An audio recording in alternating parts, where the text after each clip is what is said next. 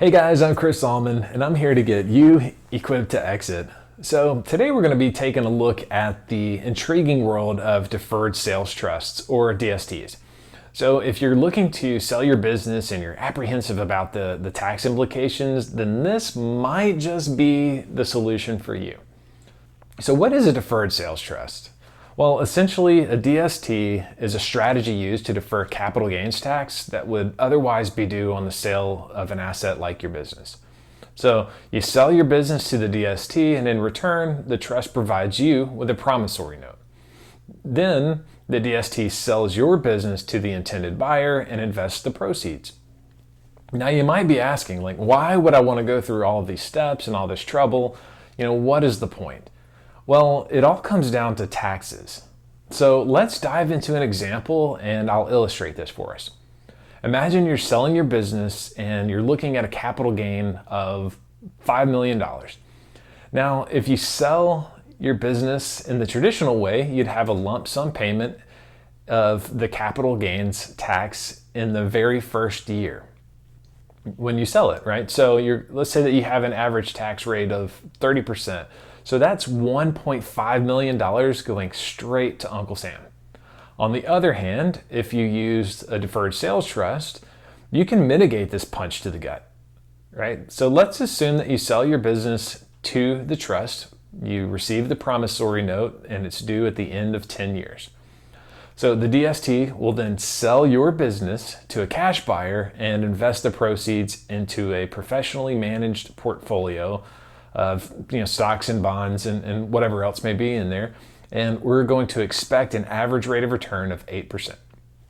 So here's how this works.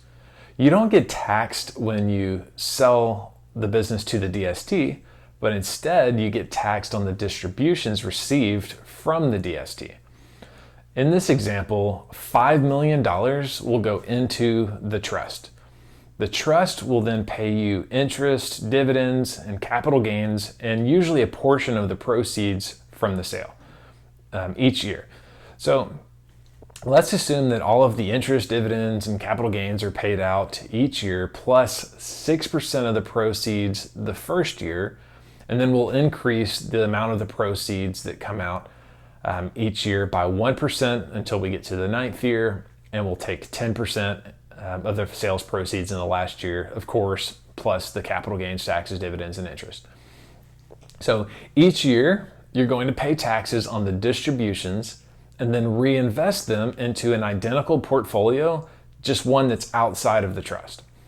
So if we look at the first year, the distribution would be $700,000. That's 6% of the $5 million proceeds plus 8% growth on $5 million, since that's the amount that went into the trust. And you would now pay 30% in taxes, or $210,000. So you'll net $490,000.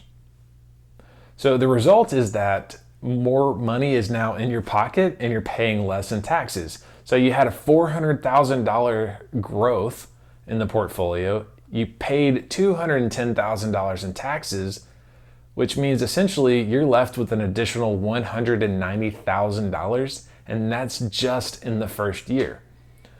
So, if you look at this over time, you can really see how much of a benefit it can be, especially over that 10-year period. Now, DSTs can be a little complex. They're not for everyone. There are definitely costs associated with setting them up and maintaining them. So before deciding to go down this route, it's definitely something that you want to discuss with your financial advisor or your tax professional. Well, that's it for today. So just remember, it's not about having an exit, but it's also about doing it in the most beneficial way possible.